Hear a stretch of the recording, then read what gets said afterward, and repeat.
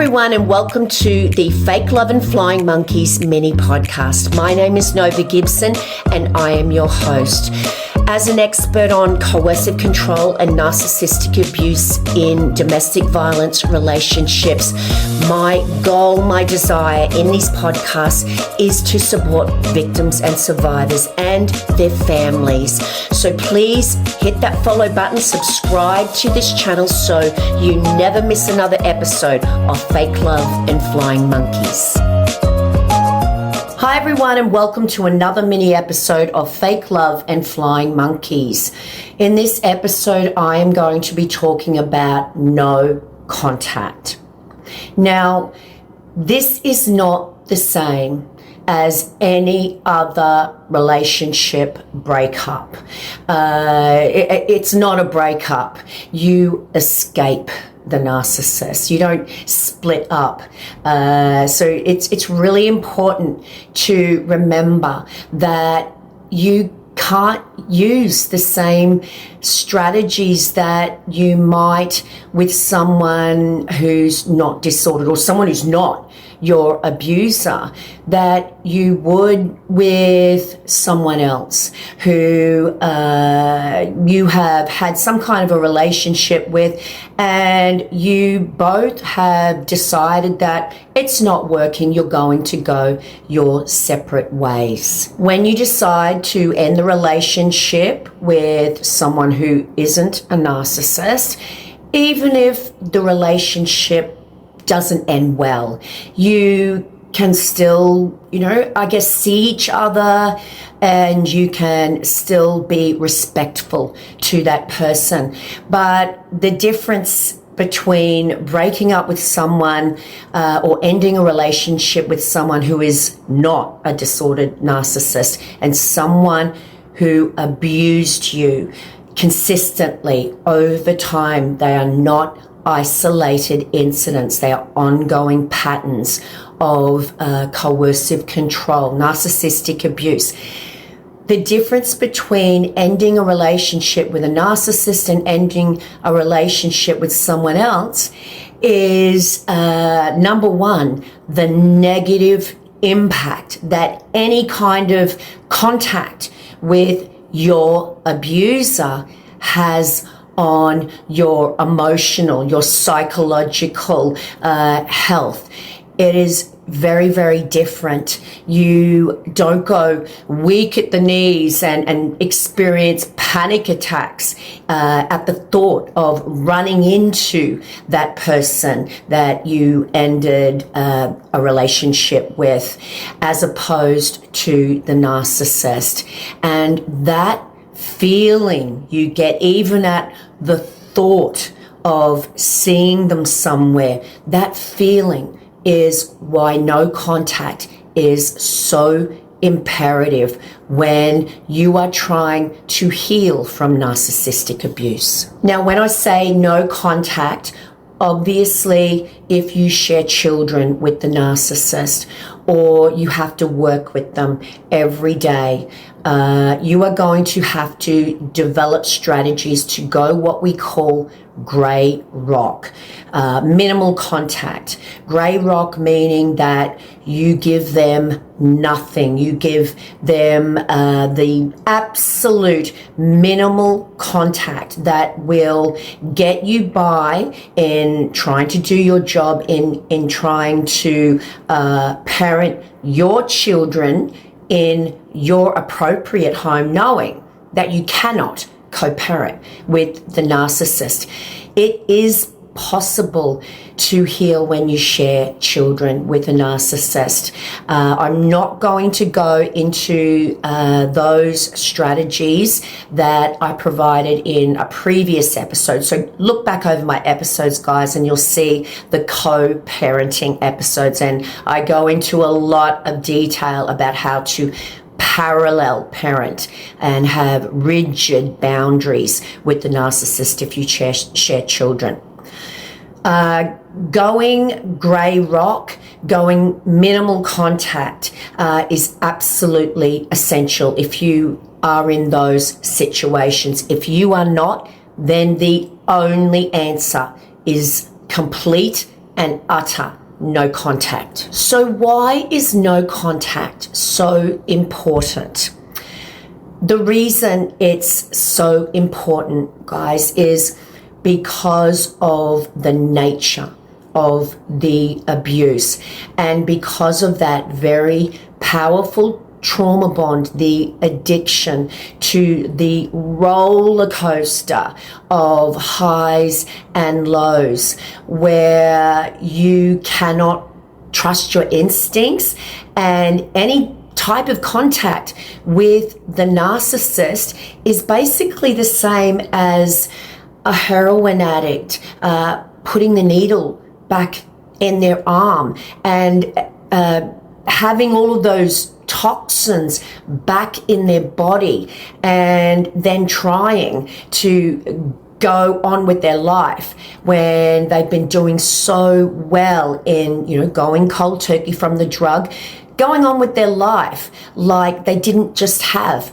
that quick reminder of the toxic substance that was destroying their life, but also created hideous withdrawal pains, and you're wanting anything to end the pain of the withdrawal. And if we use that analogy of a heroin addict in terms of staying away, going no contact with the narcissist, any type of contact is like the drug addict putting the needle back in their arm, because you get a taste of what you unknowingly became addicted to. And all of those conditioned responses that your brain remembers, that roller coaster of chemicals that was pulsating through your body. Any little bit of contact is going to put you at risk of going back into that relationship, thinking that they've changed perhaps, and also it's going to prevent you from healing. It would be the equivalent again of let's say a cigarette smoker who has done so well in giving up for an extended period of time, and we all hear about that person who thought, I can handle it now, and they think they can control the addiction rather than have the addiction controlling them, and they have that one cigarette. But what happens? Your brain remembers the nicotine, and that's how you got through bad times, good times, celebrations. You got through it during that period of addiction by having a cigarette, and that's what your addicted brain remembers when the toxins enter your bloodstream again. And this is exactly what happens when you have any kind of contact with your abuser, whose goal was to dismantle your personality and form a new one whom they could abuse and make you not trust yourself. And of course, in the very beginning especially, you are in withdrawal and you are wanting that terrible feeling to go away, that anxiety, those thoughts of them being with someone else, the rumination. You want that to go away. So you are just too vulnerable, especially in the very beginning, to have any kind of contact with the narcissist, because the narcissist doesn't want you to go away and heal. They're like the drug dealer who does not want a paying client to get clean, and you are just too vulnerable to make yourself susceptible to their manipulation. Now, guys, I urge you not to try and do this alone. Reach out for support. See a therapist who understands narcissistic abuse to talk about what you will essentially be experiencing, which is cravings.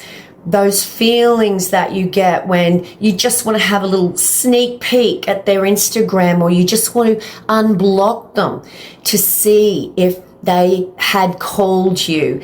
Going no contact, once again, especially in the beginning, is hard. And just like the drug addict, you need to reach out and get support. You need to build a fortress around you so that it is impossible for that drug dealer, the narcissist, to get any kind of foot in the door. But you also have to prepare yourself for those days when your addicted brain minimizes how bad the abuse was because it wants another dopamine hit of that roller coaster of chemicals and emotions. You have to make sure that you're prepared for those days, that the healing journey is not linear, and they are going to come up, those bad days when you don't feel as strong as you do on some days. So that's why it is so important to block them and to get the support to keep them blocked. Now, some of the mistakes that I hear some of my clients make in going or trying to go no contact are what I was just speaking about, which is things like having a look on their Instagram. You're curious. Are they talking to someone else? Are they saying something about me? And you think to yourself, perhaps, how much damage can that do? Well, the reality is that it does a lot of damage, and having a look at their social media, asking people who have seen them to fill you in, talking to their flying monkeys to get a gauge on what your ex is doing. Perhaps all of that in the context of narcissistic abuse is contact. It is contact because when you are doing those things, the narcissist is back inside your head. The toxins are entering your bloodstream again. And it is just too easy to be hoovered back or to undo the work you've been doing by talking to them, thinking that perhaps you can be friends. You can't be friends with your abuser, and that's one of the number one strategies they use to keep you hooked on their life, so they can come back and call on a trusty old source of narcissistic supply when they're bored. Now, other mistakes that I hear people making, thinking that it can't be that bad, is when you don't block them on your phone, or you keep them as a friend on Facebook, perhaps, and you see their posts come up, or maybe you see them tagged in other people's statuses. Now, all of this is contact, guys, for the same reasons. It puts the narcissist back inside your head, and you may as well pick up the phone and call them, because it gets you thinking about them, and that's what the narcissist wants. So You may think, oh my goodness, I can't block mutual friends because what would they think of me? Now, guys, this is going to be a personal decision, obviously, but the reality is that anyone who is, in inverted commas, a friend of the narcissist is going to be someone, whether they know they're being manipulated or not, they're going to be someone you can't trust.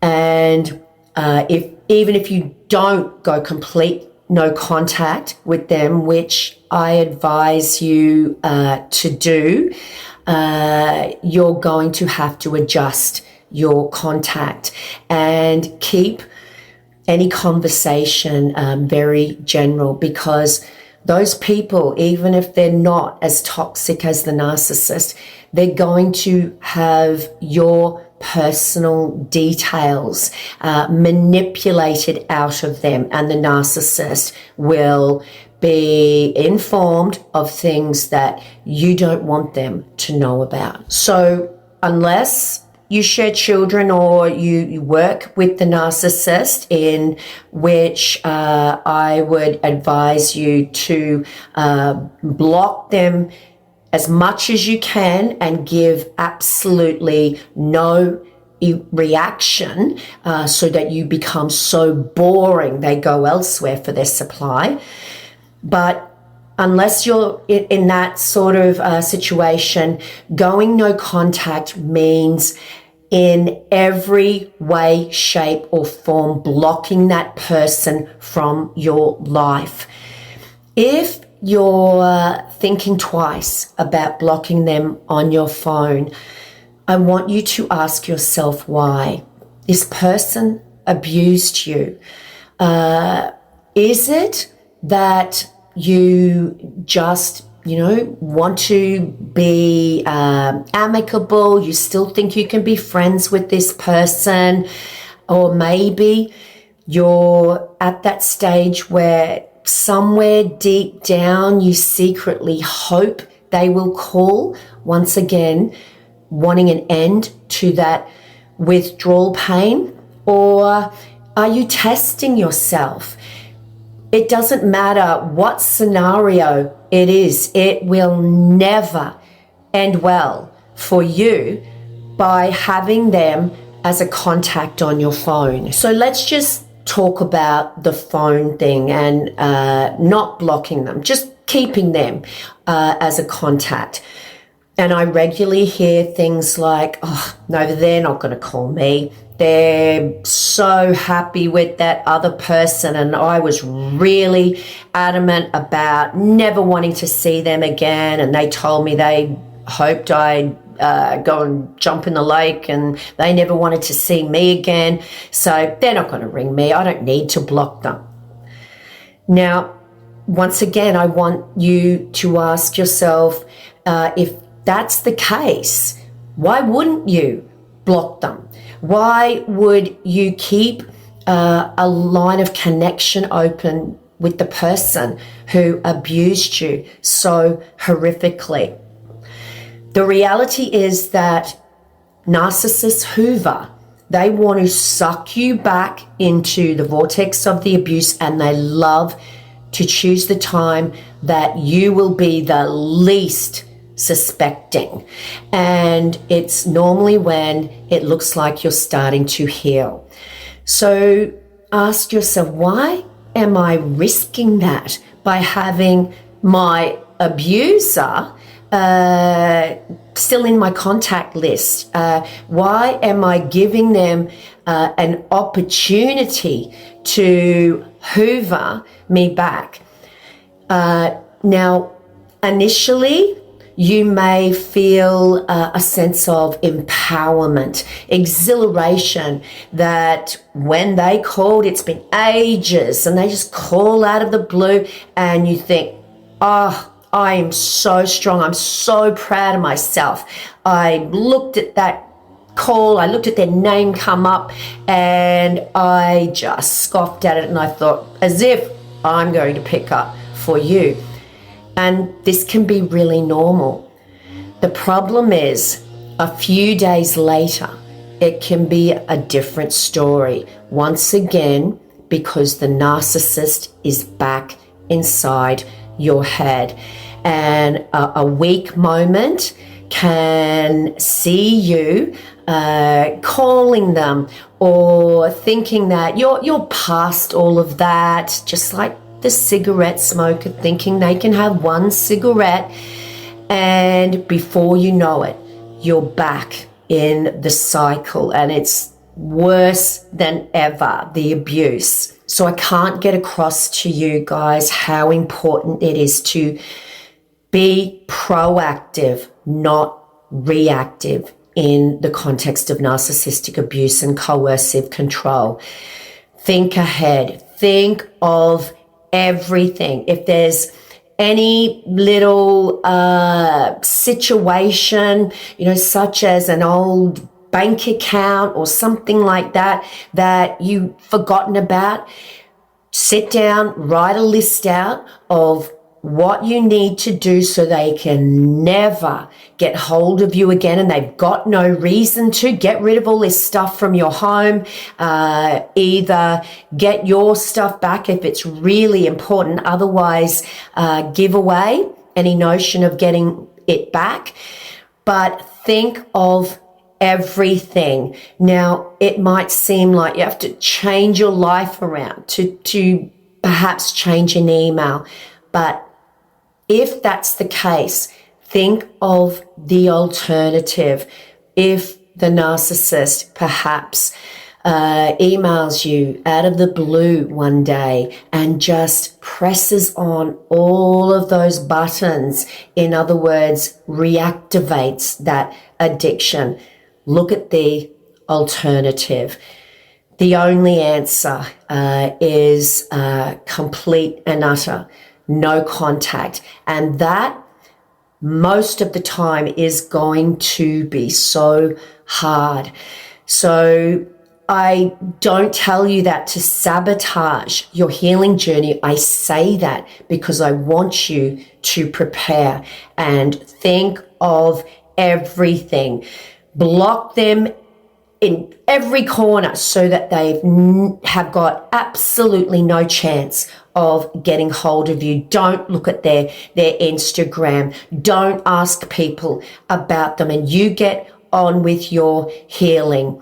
No contact is not the same as the punishment of the silent treatment. No contact is about you healing, boundaries, and your self-care. And that brings us to the end of another Fake Love and Flying Monkeys episode. Today we talked about no contact and the importance of blocking them every which way and being proactive, not reactive, and the mistakes that people make when they think they are going no contact when they actually aren't, and they're leaving themselves open to being abused again, to being re-traumatized again. And don't forget, guys, about the competition I'm currently running, where you can win one of 2 signed copies of my best-selling book, Fake Love, Understanding and Healing from Narcissistic Abuse, available